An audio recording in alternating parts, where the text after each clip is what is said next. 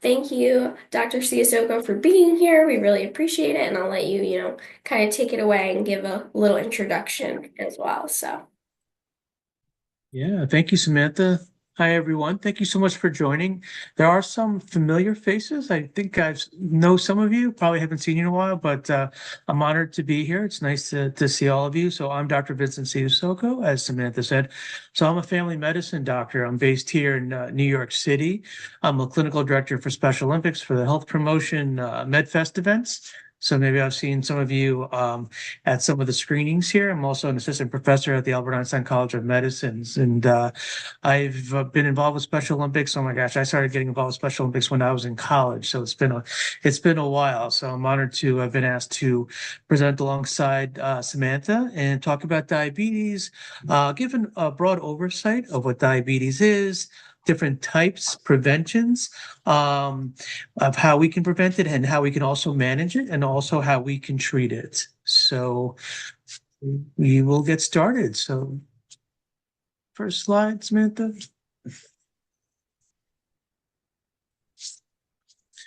So who was affected by diabetes? So I saw in the chat that one person was diagnosed with type 1 diabetes, right? So when you look at the research, it shows about 1 in 6 people with disabilities in the United States has been diagnosed with diabetes. When we talk about individuals with intellectual disabilities, research has shown that about 2 to 3%, they have 2 to 3 times a higher risk of developing diabetes, type 2 diabetes, compared to the general population. And there's several reasons for that, several reasons which are called risk factors. And this could include being overweight, being obese. Maybe someone's not getting enough physical activity. They're just having sedentary lifestyles. They're just sitting on the couch. They're not getting out. They're not getting involved with Special Olympics events. They're not being part of a team. They're just kind of staying home and watching TV. Sometimes medications that an individual can be on, sometimes that can cause weight gain, which can also lead to diabetes. Family history, genetics, that's also a big component. So if mom or dad or somebody else in your family has diabetes, there's an increased risk that you can have that too. And also lack of access to proper health care. Sometimes it's not easy to find a primary care doctor where you're at. So that could also be a risk factor. Next slide. So what exactly is diabetes? So I'm sure some of you heard of that term, right? So diabetes is a chronic health condition affecting how your body turns food into energy. So your body breaks down most of the food you eat into what's called sugar or glucose, and it releases into your bloodstream. Now the sugar is good for your body because that's what gives you the energy. Unfortunately, when your blood sugar goes up, that's not always a good thing, but it does signal an organ in your body called your pancreas to release a hormone called insulin. And what insulin does, it's like a chemical messenger, and it helps the metabolism of your body, helps regulate your body, but it acts like a key to basically let the sugar into your body's cells. And in doing this, this is where the cells can be used, the sugar, the glucose, as energy. So that's a good thing. The problem with diabetes is sometimes your body doesn't either make enough insulin or can't use it as well as it should. Next slide. So there are different types of diabetes. So again, I know somebody was diagnosed with type 1 diabetes, maybe somebody was diagnosed with type 2 diabetes. So when we talk about type 1 diabetes, that's where the body does not make enough insulin. So type 1 diabetics usually use additional insulin injections to regulate their sugar levels. Unfortunately, it's not always preventable. It can develop at any age, but it's usually diagnosed during childhood. It's not necessarily caused by the athlete and their lifestyle choices, even though they may be active, healthy as a child, trying to eat as best they can, eating what mom and dad cook. But sometimes, unfortunately, those conditions can fall upon certain individuals, and that's what's called type 1 diabetes. Now, another type of diabetes is called type 2 diabetes. This is where the body is making enough insulin. The pancreas, the organ in your body, is making enough insulin, but the body can't properly use the insulin to produce energy. So it's a little bit more common than in type 1. You see this in a lot of older people where they get diagnosed with diabetes at a later stage in life. It can be treated with medications, much like type 1 can be, but could also be treated with lifestyle adjustments. And we're going to hear a little bit more about that later. Healthy lifestyles, including exercise, proper nutrition. Um, it can be preventable. Sometimes people, and we'll talk a little bit about this later, what's called prediabetes, right? So if someone's diagnosed with prediabetes, doesn't necessarily mean they have diabetes, but it can be prevented from getting to full-blown diabetes by diet, proper healthy lifestyles, and proper choices, which we'll get to soon. Next slide. So we think about diabetes. Unfortunately, diabetes, the way you treat and the way you diagnose diabetes is going to see your primary care provider on a regular basis, getting blood work to make sure that your sugars are well controlled. But sometimes that doesn't always happen. And sometimes people can develop symptoms of diabetes before they even know it. And sometimes people have different symptoms. So some of the symptoms that people can exhibit with diabetes are increased thirst. All they want to do is just drink fluids after fluids after fluids. Sometimes they have wounds, cuts on their knees, their hands. Maybe they're an athlete and they trip and they fall and they notice that, they get a cut somewhere, but it's taking longer than usual for the wounds to heal. Sometimes that can be a sign of diabetes. Fatigue also can be a symptom, just feeling tired, right? You could be the best athlete in the world, you can work out, you can go to all your trainings, go to all your events, but you just feel tired all the time, not really sure. So again, that could be a symptom of diabetes. Also, blurred vision. Poor sugar control can affect your vision. So when somebody talks about not being able to see clearly, something's wrong with their eyes, with the way they see, again, another symptom of diabetes. Also going to the bathroom often, urinating a lot. You're going to the bathroom more than usual. Sometimes that can be a symptom as well.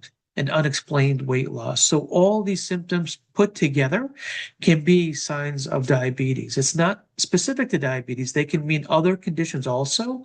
But whenever you have these symptoms, or if you know of somebody that has these symptoms, you got to make sure that you tell them to go see their doctor, or you need to go see your doctor to evaluate to find out, well, why are you having these symptoms?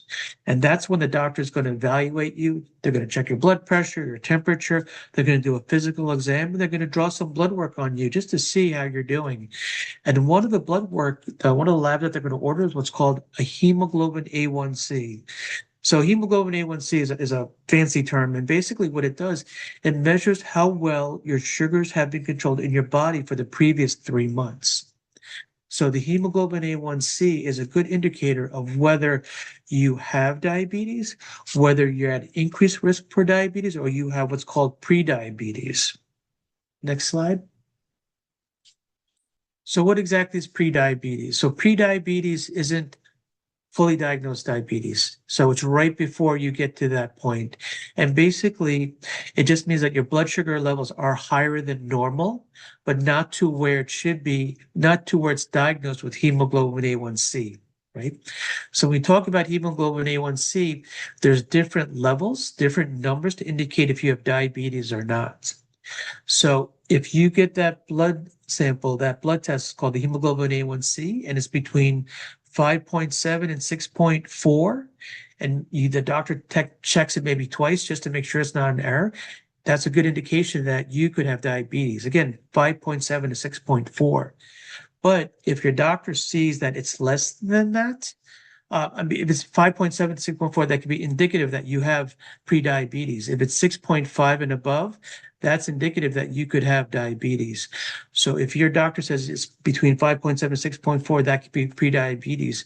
And what you want to do is watch what you're eating, monitor your weight, make sure you're getting regular physical activity. It's been shown that more than 1 in 3 American adults have prediabetes. So a diet high in fat, added sugar, calories, all this can increase your chances of developing prediabetes, which can eventually lead to type 2 diabetes.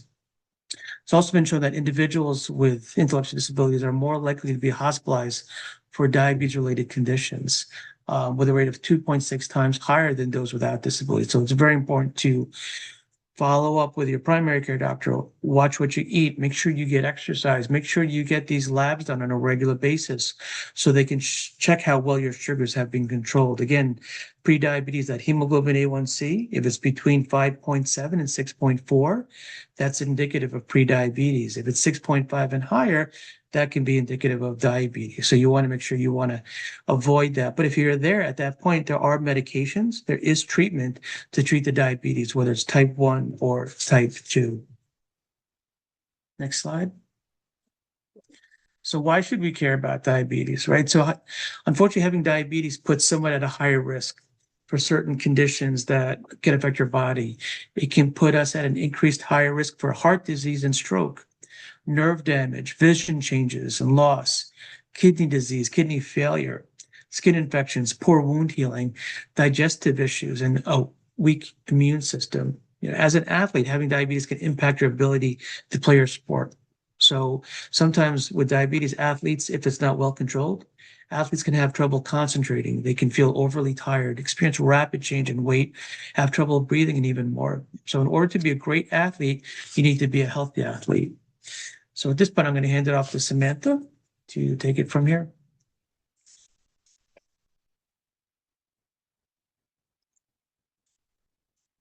Thank you, Vincent. Okay. So, there are some ways that you can prevent your risk of diabetes in some cases, and manage, your diabetes or pre-diabetes if you've already been diagnosed. So, one way that you can do this is by getting regular physical activity. That can even cut your risk of getting type 2 diabetes in half, which is pretty good odds.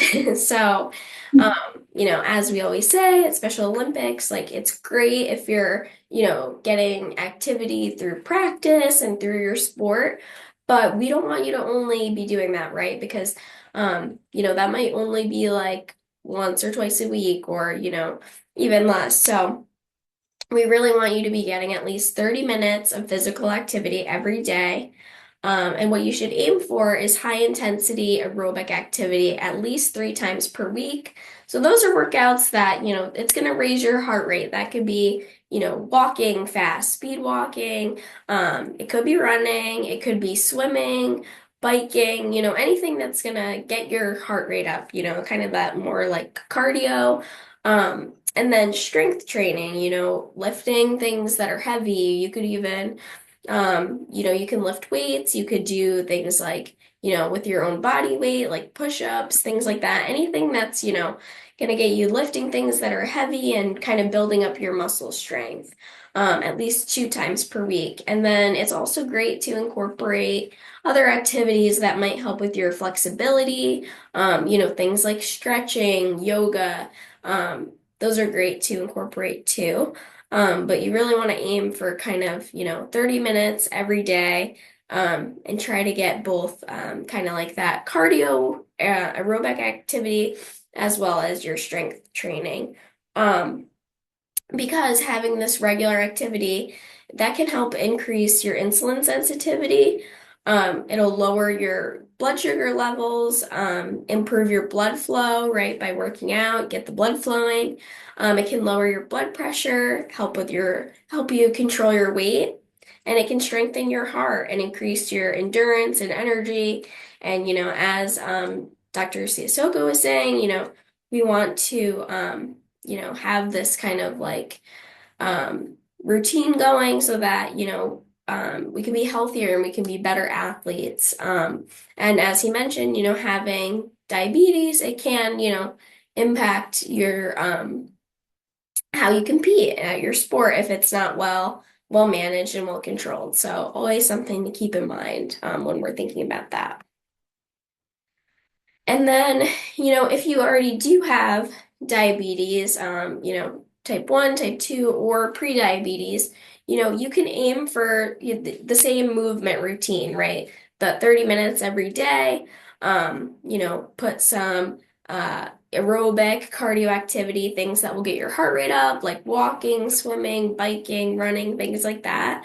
and that strength training a couple times a week, right? Lifting weights or doing body weight exercises, push-ups, things like that.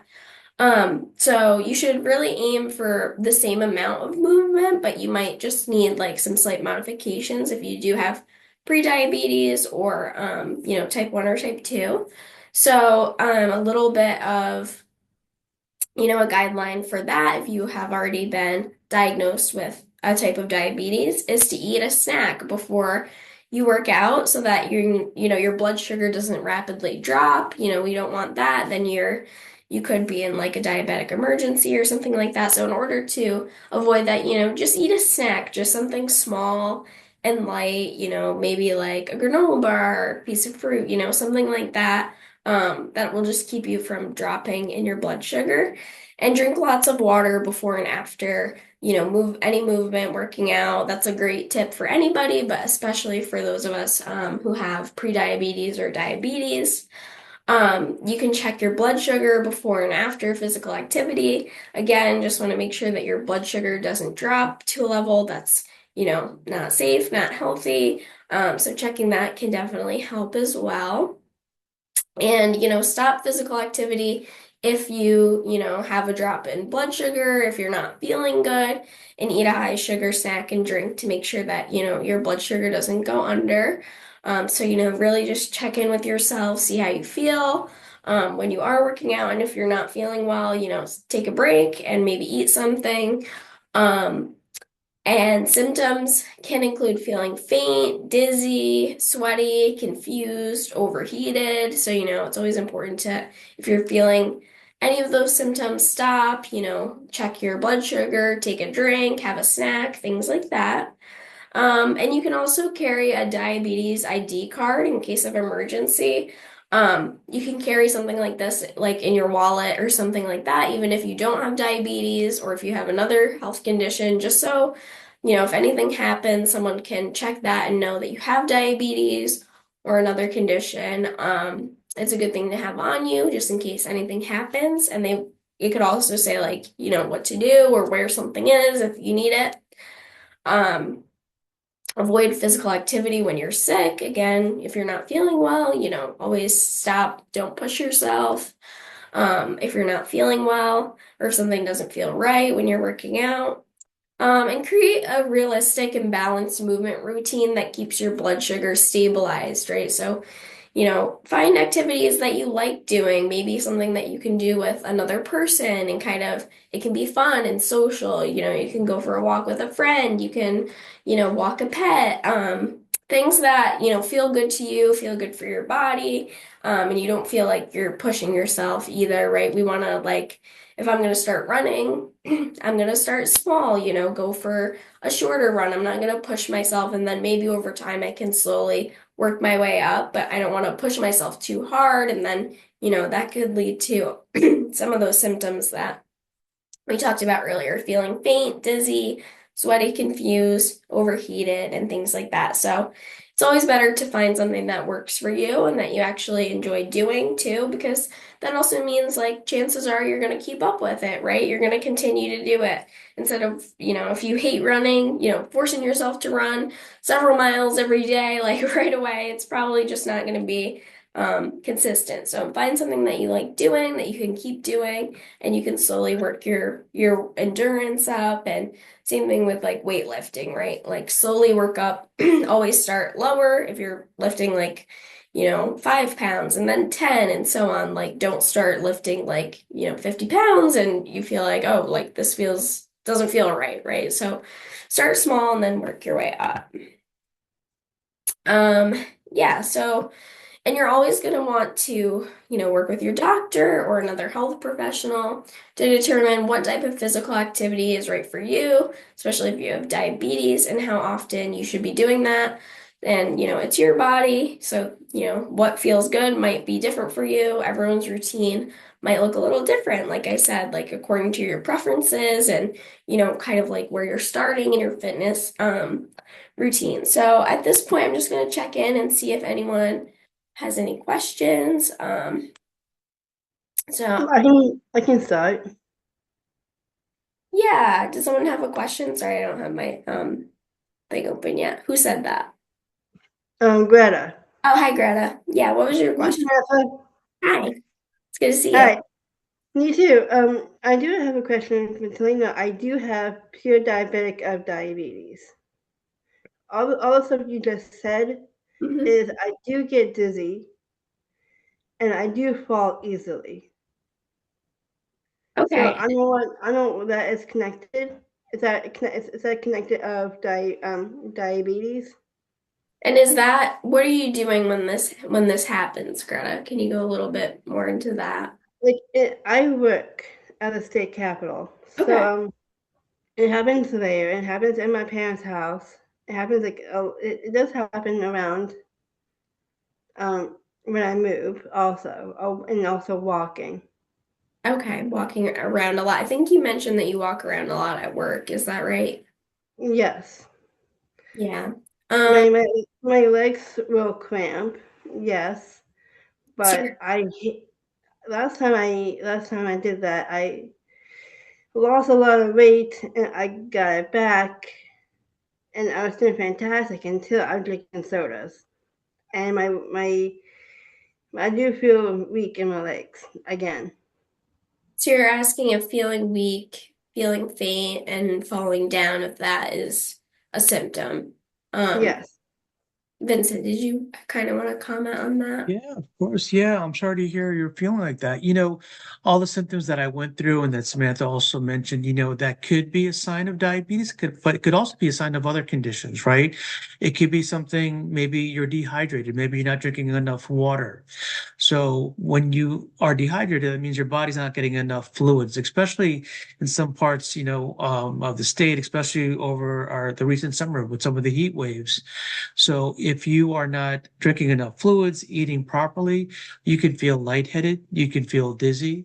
You could also get cramps too. So it's hard to say exactly, are the symptoms you are experiencing, are they due to diabetes? Are they due to dehydration? Are they due to something else going on? There's a lot of possibilities. So that's why you always want to make sure, again, follow Samantha's, advice, stay active, make sure you eat healthy and properly. Make sure you always drink fluids, especially if you're diabetic. It's always important to drink water, stay hydrated. And also, it's also very important to follow up with your doctor too. So, have you followed up with your doctor about these symptoms? Have you told Oh family yeah, members? I Yeah. have like a billion times. My parents know about this too. Yeah. So My when you parents check know your that I get dizzy. yeah, so when you check your sugar, is it low or high when you have these symptoms? Well, for me, so when I went to the doctor, like I think one time my blood sugar was low, and then I went to my other doctor like last week, and it went good. And then I was like, but that was weird. Yeah. So, again, it could depend upon the medications you're taking, right? So if you're on insulin, it may have to be adjusted or medications you take by mouth. So again, it could be different factors what's causing that. So that's why you have to really go to your doctor and have that discussion and make sure the doctor knows what's going on and you follow up regularly, right? So, I I have been talking to them about it, and they might okay. be they say the same thing like drink more water. Mhm. For me, I do love drinking water. I love water, but I don't drink too much of it. Okay. Well, did you say you drink soda too? Did I hear that? I drink sugar sodas and diets. Okay. All right. So, again, you got to be careful with how much you drink of that too, right? So once in a I while, drink it's not a bad four. thing. I'm sorry. What's that? I drink four chicken. I drink four sugar sodas. For sodas? Yes. How every day or how often? Well, if I drink sodas, it'll be one in the morning, one at 2, and one at when I get out of work. And that's at Okay. 5, and one That's at night. so that's a lot of sodas, right? So again, healthy eating, maintaining a healthy lifestyle. So you got to make sure that, and everything in moderation. You don't want to take too much, right? So sodas, I Correct. I I like drinking sodas, but you don't want to have too many sodas every day because that can affect your sugar too. Okay. Maybe Okay. you could Yeah, find I'm like something else, Greta, too. Like if you like, maybe experiment with some other things. Like if you like drinking seltzer water, or you could put like fruit in your water, stuff like that, and see if that is something you like. That could get you to start drinking more water. well, I have been drinking water with what's it called? I'm with um like liquid IV, and I love that. Yeah. One of my doctors mentioned that to me, and it's actually today no, it is really good. Yeah. Yeah, and that I don't think has any added sugar, so No, but there is a soda I do like. There's a soda I do like. It's called Zevia, and I do drink those, and oh, that is also really good. mm-hmm. And that doesn't have any sugar, Right. and it doesn't have any caffeine. That's good. So I do like Zevia. It's really good. Okay, great. But I'm still drinking sugar sodas some reason. I used to be addicted. Now I'm up again. It's like ugh, I want to give this up so bad. It's Well, horrible for me. it sounds like I think when we last talked on our health messenger meeting, I think that you told me you were having more than you are now. So that's good. That means that you went down. So, it might be a slow process, but I think if you can, keep cutting down a little bit more and more, I think that you're on the right path. So I think that's good. I am on a shot. It's called Wegovy, and I have lost a lot of weight. I'm not eating a lot of food. I used to be. Um, I used to eat like 3 or 4 bites of pasta, and I used to do that all the time, and I don't do that no more. So I'm eating less. So I'm eating less, and I'm lost a lot of weight. The only problems I have is the sodas and the chai lattes. That's Those are pretty good. much it. Yeah, like I said, I feel like you're slowly, getting there. Sounds like you're focusing more on eating healthy and portion sizes and cutting down on the soda. So I think like just keeping that stuff Like in mind. like today, I mostly had like 3 sodas, not 4. So I do manage it, but it is hard to give it up. I want to give it up. It's like I had soda when I was like, I think when I was a kid, and I still drink it. Yeah. Yeah, those things they can be difficult to give up, especially if that's, your habit and what you're used to, but you can always, develop a healthy habit too. The more you do it, the easier it gets. So, Yes, and also my mom also has diabetes with sugar, hmm and that's where I got it from. It's my mom, and that's related to my mother, and she's also on the shop. hmm Mhm. You could, I mean, I think you're going in the right direction, right? Because you're not drinking as many sodas as before. So, little by little, you try to cut down on the number of sodas you're drinking every day. So that may I help have sodas also. right now in my fridge. I'm still drinking it. Okay. But, maybe instead of 4 sodas a day, you go down to 3 sodas a day, right? Maybe over the next month, and then down to 2 sodas a day. So little by little, you're cutting down on the number of sodas. So it's I not do as for difficult. me. So for me, it's like I'm on this doctor. It's called weight management program. I'm on Okay. that, so that is also helping me too. They got me the shot. I lost a lot of weight. What they told me is if I want to go on the next dose of the shot, they told me to stop drinking sodas. So if I go on the highest dose, I just stop drinking sodas, like the whole thing. Okay. So that's my question. All right. Well, thank you for sharing, Greta. Mhm. I appreciate it. So, I'm just looking at the chat here. I see like a lot of people sharing, what they have and stuff like that. So thank you for that. Emma said that she has she can feel lightheaded or feel like passing out. I'm guessing she means with the low sugar. So, thank you for sharing that. Someone said even with the hybrid closed loop system with the pump and CGM, blood can drop fast as a type 1. I always eat a cereal bar as soon as I see the downwards arrow. That's a good point. Like we were talking about before, whenever you feel like you might be going low, to kind of have a snack on hand. Emma said, I have different symptoms with mine. Everyone's different. Good point. Um, she suggested poppy or prebiotic sodas. Um, there's a lot of good information in here, so thank you everybody for sharing that. Okay, Jordan said, what are Endo's current understanding of the GLP-1s? Are they truly a panacea? Did I say that right? Or is that an exaggeration? Yeah, I can answer that. I think everyone's different. So it's hard to say if it's an exaggeration or if it's a cure-all. Everybody reacts differently. Um, it's beneficial to some, maybe not so beneficial to others.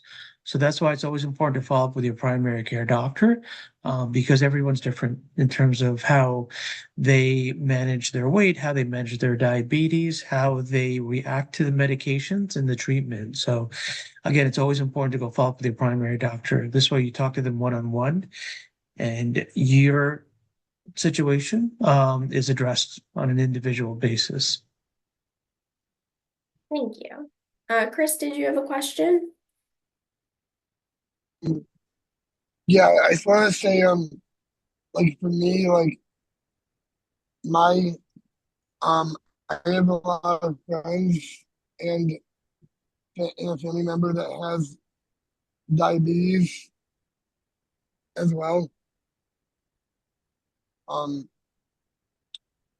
like some of my friends have type 1 diabetes, and the it's like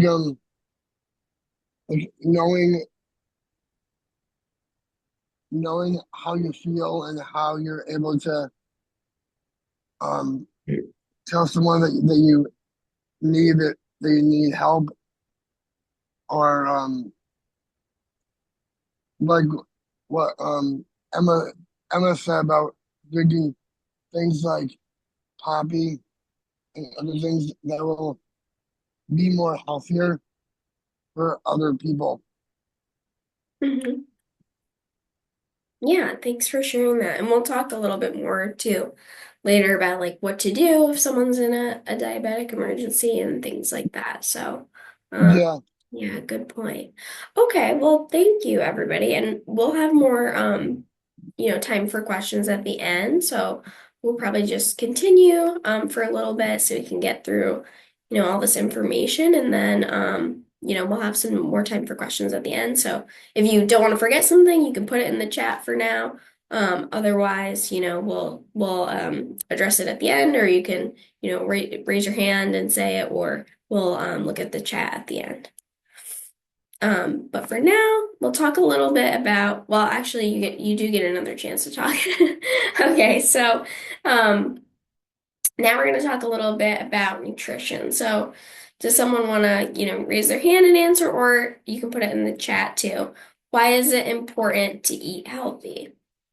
We'll answer that one first.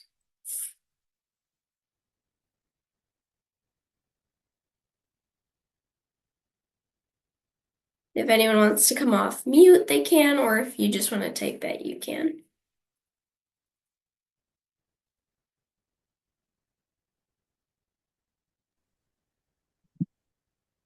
Kevin, what do you got? I say why it's important to eat healthy is because you gotta keep your like you say your diabetes, you don't get that, and you don't get any kind of illnesses or nothing. Like you said, like diabetes, get sugar and high blood pressure and stuff, and that's why it's always good to eat healthy because that what keeps your numbers all down. Yeah, absolutely. Yeah, it helps. So you're saying it helps prevent diabetes, high Yeah, blood pressure, things like yeah, that. And it Um, gives you more energy to do things too. yeah, It does. absolutely. More energy just for every day or, if you're competing in Yeah. sports. So, yeah, good point. Mhm. Thank you. Okay. All right. I'm just gonna look at this. Someone said, Connor said I can eat some fruits and vegetables. Yes, that's a great way to eat healthy, is to include those.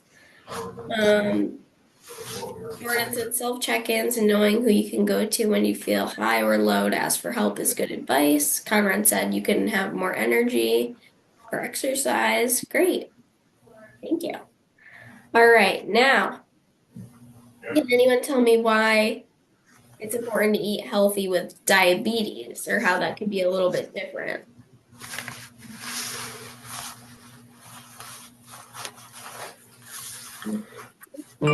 Yeah, Chris. Um, I would say that it's important to maintain uh like a healthy living situation when you do have diabetes. It, it like surrounds you with a lot of positive things. Like the people in my life, they're they're very they're very ath- like athletic and doing lots of exercise. And I think that's a factor of helping out, of making sure that they're being active and staying fit and managing um their um their sugars. Yeah, absolutely managing their sugars. Yeah, that's really important. It can really help with that, especially if you're eating a healthy, balanced diet regularly, it can kind of keep you mhm. level. Kevin, did you have something to add? Yeah, I did say that why it's important to eat healthy with diabetes because it keeps your numbers down Hmm. and it can improve your your health better because if you have diabetes, you should always try to eat healthier because if you don't, you make your numbers higher, you can get worse then Yeah, that's a and good your point. diabetes. So Absolutely. I knew a friend that had diabetes and an older guy that I knew and I used to help him out with stuff and when he had it, he never took care of himself. He had like big holes in his legs from it. Mm, He did. yeah. He had a visitor nurse come to his house and help him out with it. He did. Yeah. Yeah, absolutely. Yeah, we'll talk a little bit more about that later, why it's, important. But yeah, Emma said also if you don't eat, your A1C will drop. Okay, awesome. All right, well, thank you guys. Yeah, so we'll talk a little bit more about nutrition here. Okay, so yeah, when you eat fruits and vegetables, like Conrad said, and some other people, your body, it's very important for it to have vitamins, minerals, and nutrients that your body needs, right? It helps you feel good. We get a lot of those from our fruits and vegetables. Um, and healthy food gives you more energy that you can use to play your sports, like we all, I'm sure like many of us like our sweets. I am, one of them too. I love my dessert and my candy and stuff like that, but we have to be careful because, eating a lot of candy and stuff, like it can, makes you like feel like a lot of energy at first, but then you crash, right? Like it's not going to carry you through the day. It doesn't really have the nutrients that you need that'll keep you full and keep you energized, right? Like you'll get a lot of energy at first, and then afterwards, you're not going to feel so great. So it's more important to eat a balanced diet, you know, and like Vincent, mentioned earlier, everything in moderation, but we really want to like look for those healthy foods to be eating for the majority of our meals. So, um, You can also recover from hard workouts faster and avoid injuries by eating healthy, Like I said, those vitamins and minerals help repair your body. Protein is really important for your muscles to repair and build up after a workout. So, getting those vitamins and minerals from fruits and veggies, getting that, protein from your meals, that can help you too. It can help you build strong muscles. And eating these nutritious foods help you keep a healthy weight, like Kevin mentioned, keep your numbers down, lowers your blood pressure, your cholesterol, and can help prevent things like diabetes and heart conditions. Um, and we want to focus on, having healthy carbohydrates, things that have, whole grains and stuff like that that will keep us full longer. Um, so things like, we'll kind of talk about the healthier ones, but we want to look for like whole wheat, multigrain, things like that, instead of just like white rice and pasta. Those are kind of like the healthier options. So, um, yeah, so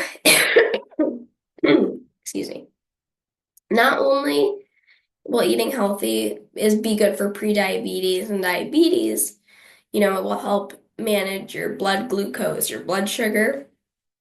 But it also helps keep your heart healthy, it'll help you manage your weight, and it has the effect of, building a positive relationship with your food and really focusing on eating more nutritious foods. And you'll just feel better, have more energy. So it's not about eating one thing. It's, keeping a healthy mindset for your meals over time and kind of building those healthy habits. So over on the right, you see kind of like the plate. And so you want to fill your plate with mostly some non-starchy vegetables or fruits. That should be about half your plate, if we're looking at portion sizes.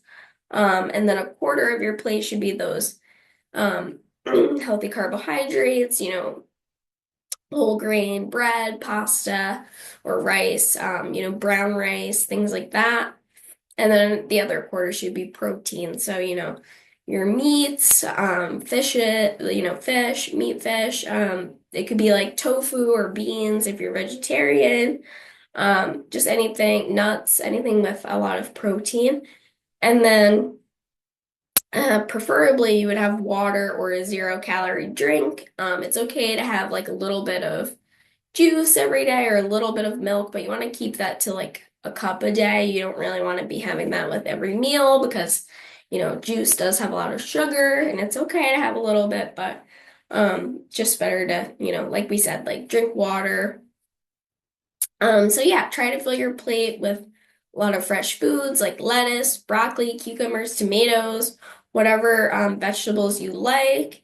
They have a lot of fiber too, which can help with your digestion, and they have very little carbs, so they don't have a huge impact on your blood glucose levels. Um, and then aim to eat minimally processed carbohydrates, so fruits, grains like brown rice, whole wheat bread, whole grain pasta, oatmeal. That's better for your blood sugar, won't spike it as much, and it keeps you full and has nutrients that your body needs. And beans like lentils, black beans, kidney beans, and chickpeas. Um, and try to eat less, highly processed carbohydrates with added sugars, that can raise your blood sugar. So, like I said, soda, sweet tea, juice, a little bit of juice is okay, but you have to be careful because, it does have, a lot of sugar. So it's, can be better sometimes to eat an actual piece of fruit instead of juice because it has fiber that can kind of, make it so your blood sugar doesn't spike as much. Um, so yeah, anything refined like a sugary cereal, sweets, desserts, cake, cookies, candy, chips, like all those, delicious things, but you want to be careful, like we said, everything in moderation. Try not to make them a huge part of your diet. Reach for water instead of like a sweetened, sugary drink.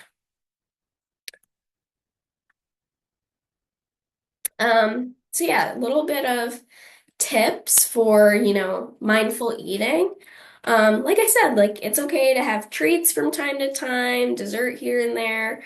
But we want to stick with healthier options most of the time, most of your meals, and kind of keep those guidelines in mind. Like we want to fill our plates with these like whole vegetables and whole grains and protein. We really want to focus on, what's going to fuel our body, what's going to, give us the most nutrients and vitamins to help, build our muscles, have, stable energy, what's going to make me feel good. And it's best to avoid eating late at night as it can raise your blood sugar levels. So make sure you eat regularly throughout the day, and then try to keep your levels balanced.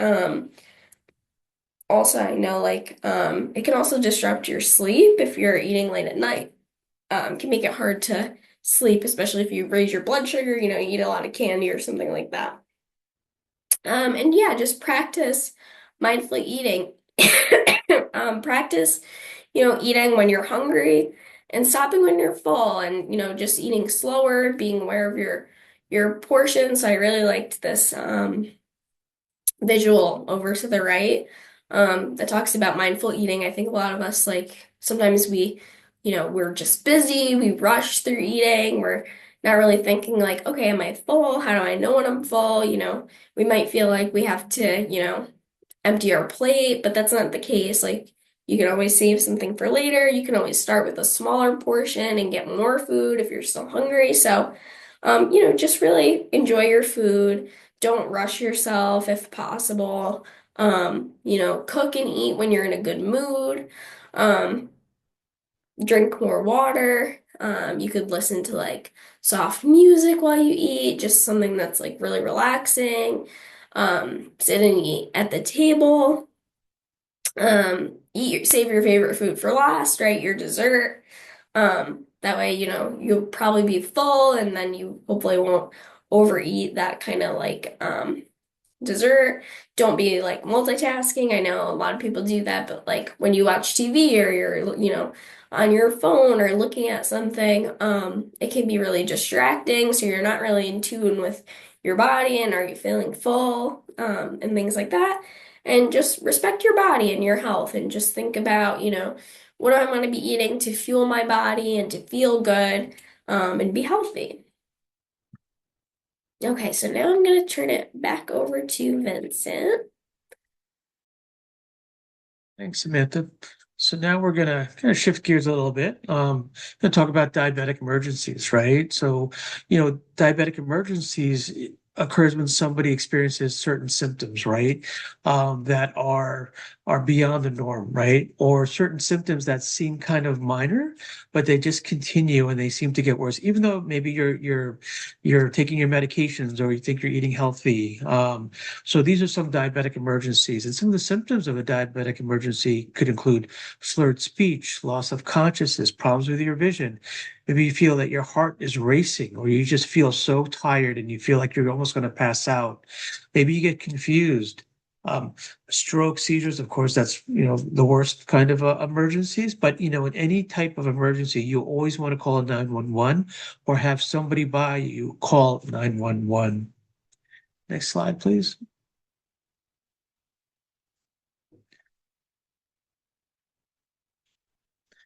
So as Samantha had asked a little while ago, why is it important to eat healthy? Why is it important to eat healthy, especially if you're a diabetic, right? Should also be noted, why is it important to take your medications if you do have diabetes? The concern is if you're not taking care of yourself, you're not getting good physical activity, you're not watching what you eat, you're not drinking enough fluids, your sugar can go either high or it can go low. So when your sugar's really low, it's called hypoglycemia. When your sugar's really high, it's called hyperglycemia. So some of the symptoms of hypoglycemia, when your sugar is low, it can cause sweating, fatigue, cause dizziness. You can get confused. You can turn pale or maybe go into convulsions. You can feel weak. Again, problems with your vision. You may get hungry because your sugar's not well controlled, or you could also pass out, have loss of consciousness. Again, you could also maybe feel that your heart's beating faster than normal. If your sugar's too high, again, you may be affecting your appetite where you just want to keep eating and eating, or maybe just kind of want to keep drinking more fluids, more than usual. Or again, feeling tired, just fatigue, you just don't want to get up and get out. You don't feel like doing anything. Or you could be urinating more than usual, right? If your sugar's not controlled, that could be one of the symptoms. Again, vision could be affected. You could get blurry vision. Also, you can start losing weight if your sugar's not well controlled or if it's too high. So again, it's always important to make sure that monitoring, managing healthy lifestyles, watching what you eat, making sure you're taking a lot of fluids, and making sure you're taking the proper medication and being followed up with your primary care doctor. Next slide. So what do you do in an event? Say there is an emergency, right? You're feeling these symptoms. You're not sure what's going on. You feel like you're gonna pass out. You feel dizzy, or something's wrong with your vision, having problems breathing. So one of the things you want to do, first of all, is create a safe environment, right? You got to get into a safe position. Maybe sitting down, sitting against a wall, laying on the ground, right? You want to share information. You want to tell somebody around you of what you're feeling. Let them know what's going on. Maybe you're around a stranger. Maybe you're by a coach at an event who maybe not know you very well. So you want to let them know how you're feeling, but also let them know, do you have diabetes? Do you have pre-diabetes? Are you taking any medication? So you always want to let somebody around you know how you're feeling and what's going on. And if possible, take your sugar. Check your sugars as much as possible. As Samantha said, maybe pre and post exercise, see how it's going. Um, you always want to do that because you want to make sure that your sugar is well controlled. You don't want it too high or too low. And again, also treat your symptoms. You know your body better than anybody else. So if you feel kind of lightheaded, you feel kind of dizzy, you feel like you're going to pass out, maybe something's wrong with your vision, you're not seeing clearly, maybe you need to eat something with some sugar, take some candy. Maybe your sugar's too low, so that's an indication to eating something with sugar in it. Maybe you're not getting enough fluids. If it's too high, you may want to drink some fluids. Again, you always want to monitor your symptoms. Sometimes these symptoms can go away after a few minutes after you eat something or you drink something. But sometimes the symptoms, unfortunately, don't always get better. So that's when you always need to make sure that you get proper medical attention by reaching out to 911 or having somebody call it for you. But always make sure that you always inform somebody if somebody's around you of how you're feeling and what's going on. Next slide. So you got to always advocate for your health, right? You know yourself better than anybody. You know what your rights are, right? So everyone has a right to participate fully in society without sacrificing their medical safety or facing discrimination, right? So anytime that you are at an event or you're in a doctor's office or wherever you're at, you want to make sure you are comfortable and you have access to what needs to be done. So if you're in a doctor's office, you have to make sure that doctor can transfer you. If you're in a wheelchair, if you're in a walker, can make sure that you can get onto the exam table. Make sure that you can get an appointment with your doctor. Make sure you can get to those appointments. Reasonable accommodation. Make sure someone with diabetes would have breaks at work to check their blood sugar levels and address symptoms. For those of you who are working, you got to make sure that you work hard, but you also got to take a break, right? You got to have a break in between work, in between program, during school. So you make sure that you drink fluids, you take a rest, you kind of take it easy. So you got to find that balance and always, always speak up. Never be afraid to speak up, whether it's a doctor, a caregiver, a coach, a family, a friend. You always want to speak up and let them know because not everyone's going to be able to understand how you're feeling, right? So unless you tell somebody that you feel kind of lightheaded, your vision's kind of blurry, nobody's going to know. So you always got to be vocal and speak up as much as you can. And also use your medical support team, right? Everybody should have their own primary care doctor, whether it's a pediatrician, the family doctor. You always want to have a doctor that's always taking care of you on a regular basis. Maybe see them once a year, twice a year. Make sure you go to your dental appointments, right? Make sure you go to your eye doctor appointments on a regular basis, right? So these are people that you can trust uh, who are there to take care of you, in addition to family and friends and loved ones. Slide.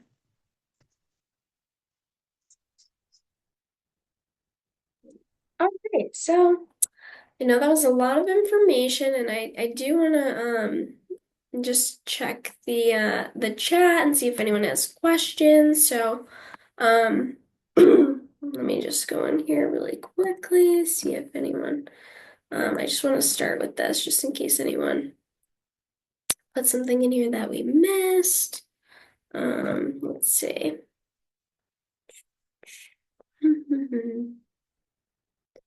Okay. Wow, you guys are, I missed a lot in here. Okay. So, so someone said with type 1 starchy carbs like pasta are hard to take insulin for personally. So I only take a little bit. Um, Emma said she's gluten free and has celiac. Oh, someone asked about Chipotle, Chipotle's food. I would say that you can definitely eat healthy. They do have brown rice, which is a good option, vegetables, lettuce, and protein. So it is kind of like hitting on all those little things. I would say just be careful with some things you can add in that can be kind of like, high calorie, like, the cheese and the sour cream and stuff like that. And just be mindful of your portions too, because I know that they can give like really big portions. So, I would maybe just like recommend, keeping an eye on that and maybe, you're gonna put like a little bit of your bowl on your plate and then see if you're full later. So I would just be careful with that. Someone said they get Chipotle without rice. The carb comes from the tortilla, so they avoid that. And then you can stuff it more full of good meat and vegetables anyway. That's a good point. Um, okay, Discord. Okay, let's see. Oh, someone said corn is yummy, but it does raise my blood sugar like rice, but not as bad. That's why I skip it and get lots of guacamole and lettuce instead and chicken. That's a good point. Um, oh, okay. Emma said, what if my friends don't understand what diabetes is? Because I was in Florida and felt like passing out, so I brought two of my friends to my room and I had to lay down on the hotel floor. Well, I would say, you could educate them, kind of like what we were saying, these are the symptoms. So, like, if this happens, like, I might need this, I might need to lay down, I know it might need water and things like that. Does that, Yeah, because like I was low at that point, and I actually brought glucose gummies with me. But like, if I did like tell them if I had diabetes, they still don't really understand what it is.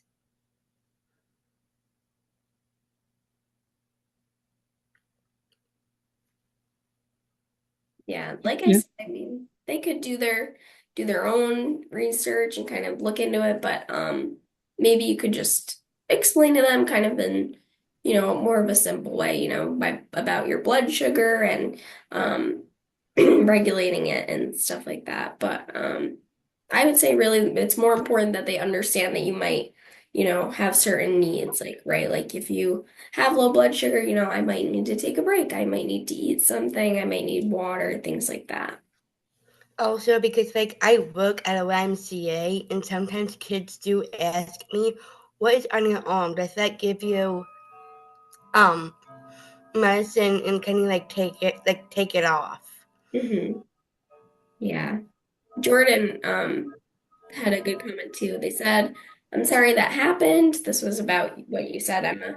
People often don't understand the difference between type 1 and type 2, as you know. At the very least, your friend should know that if you're sweaty or confused, you might need them or to give you orange juice. And if you pass out, they need to call 911. So, yeah, I think that's a good point. That's really what's important. Emma also said, is type 1 more insulin and type 2 takes medicines or a pill? Is that right, Dr. Vincent? Um, Yeah. Yeah, right. So if you remember type 1, unfortunately your body's not making any insulin. So you need insulin to make up for that. And if you have Yeah, type 2, if your sugar is not controlled on a pill, you may have to use insulin at some point. So that's good. which that's why I actually have two of these on my own. The Okay. pod and the Dexcom, which is now connected to my phone. Okay. It's good. And I got diagnosed when I was 16. Um, okay, Greta, she's under Jude's account, but she said, I do have a pacemaker. What should, I'm not sure, wait, are you asking about how that would like relate to the diabetes, And Greta? those are pacemaker too.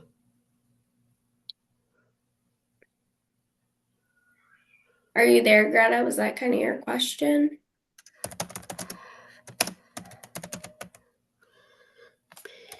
I don't know if you want to come off mute or if you want to type it. We can come back.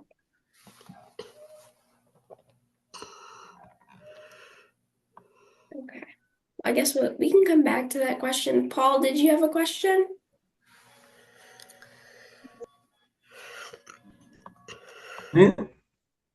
Yes. Um, I noticed a very big problem in the churches. One of the 13, eighth graders, seventh graders, not eating or drinking water. And they come to church, serve, no serving, and they pass out at the altar a lot. We have a big problem in synagogues and churches more than Special Olympics itself. So you're saying that at church there are people who don't drink a lot of water and they pass out at the altar? Is that what you said? Yes, So yes, are happens you a asking lot. if it could be a symptom of diabetes? I don't know why these teenagers don't eat or drink water that's caused them to pass out. And the last one was the worst one. He almost burned out in the church. I was there on time, grabbed the candle, and they couldn't burn the church down. With the candle. Hmm. Yeah. I don't know. I guess it Um, would depend on what their other symptoms are. I mean, that if you're not drinking water, that could contribute to it, or if you're not eating. I mean, it could be a symptom of diabetes, but it could also be something else. So, like we said, they it's when might. the body changes too, probably. When the body changes, Brookery, when you turn 13, it might have to do with it. Yeah. So I don't know. It could be, it could not be. So maybe they should, like we said, like check with their doctor. So, uh, Mm. good question. Thanks, Paul. Samantha, can you hear me? Yes. Okay. Yeah, that was me for the pacemaker thing. Yeah, I saw Emma said she has one too. So, yeah, what was your question about the So pacemaker? my question is, if I have pure diabetic of diabetes, what should I do with my pacemaker? If you have diabetes, what should you do with your pacemaker? Yeah, so I have a pacemaker, and does that actually do something with diabetes or no? So the pacemaker is for your heart, right? So Yes. what you want to do is make sure your diabetes is controlled, right? Because the more your diabetes is controlled, the more stronger your heart will be, Oh, right? okay. So the pacemaker won't treat the diabetes, but it's all related one way or another. So the pacemaker is not involved with diabetes. Not directly, it's really involved with your heart. But the diabetes can affect your heart if it's not controlled. So if you're not eating properly, you're not getting exercise, you're more sitting down during the day than getting out and about, that can affect your heart, which can in turn affect the If pacemaker. I drink sodas and eat pasta, mostly, is that involved with my pacemaker? Because that's part of my heart. Well, drinking those kinds of foods can also cause you to increase weight, right? And it can cause your cholesterol to go high, which can impact your heart. So Oh, okay. that will make, yeah. So it may make your pacemaker work harder, right? So it's all, your body it's one body and it's all interrelated in one way or another. Okay, that's my question. Yes, I don't think that I do have a pacemaker. I had it when I was a teenager. I'm just wondering if that be involved with my diabetes because last time I asked my doctor, that is not. Right. So the pacemaker is taking care of your heart, and the medications, diet, all of that is taking care not only of your heart, but also of your diabetes too. And if you're taking medications or insulin for your diabetes, that's treating your diabetes directly. I am taking pills. I'm Okay. taking what's it called? Not my thyroid. Metformin. Yeah, that's the one. I'm taking metformin. Yeah. So remember in one of my slides way back when, remember I said that if you don't control your diabetes, it can cause heart problems, right? Stomach problems, nerve problems, right? So diabetes can affect every part of your body. So yeah, I'm taking that. Okay, I'm that's taking my good. metformin. Yes. Good. Thanks for the question, Greta, and thank you, Dr. Siasoco, for the response. I think we'll probably just take one more question for tonight, just because we're a little over time.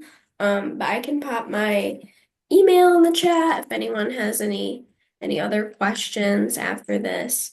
So I just sent that to the chat. But Chris, yes, did you have a question? Yes. What would happen if someone basically like, what if someone um drinks too much like energy drinks? Like what would happen if someone drank like really high energy drinks like Monster or Red Bull? Yeah, are You you know, asking specifically if they have diabetes or just in general? Yeah,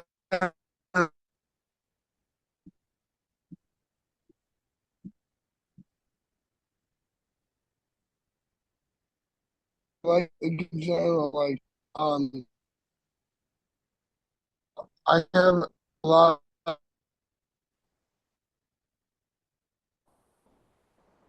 um is not so healthy. Uh,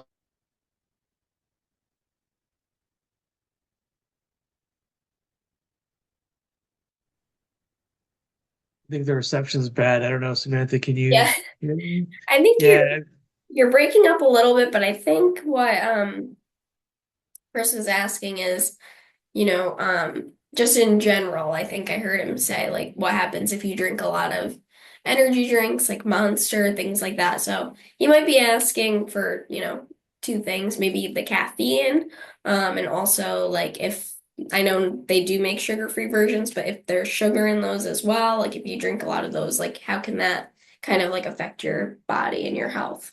I think was the question.